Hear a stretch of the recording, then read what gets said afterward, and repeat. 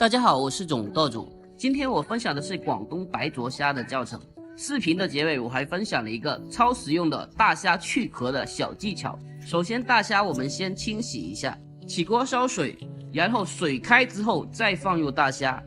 大家注意啊，错虾一定要等水开之后再放入大虾，这样防止虾在锅中煮的时间过长，虾的蛋白质和鲜味就会流失太多了。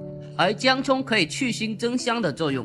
另外，姜片属于比较温和的辅料，可以中和海鲜的一个寒性。具体焯水时间，以我这虾为例，水开后30秒就可以了。下面开始调制一个广东酒店常见的一个蘸料，炒过的焦圈加海鲜酱油，再加一点花生油，一道口感紧实、甜鲜爽口的白灼大虾就制作完成了。下面是超实用的去壳小技巧。从虾的第二节轻轻往下一抠，捏住虾尾一拉就出来了。赶紧收藏转发，我们下期再见。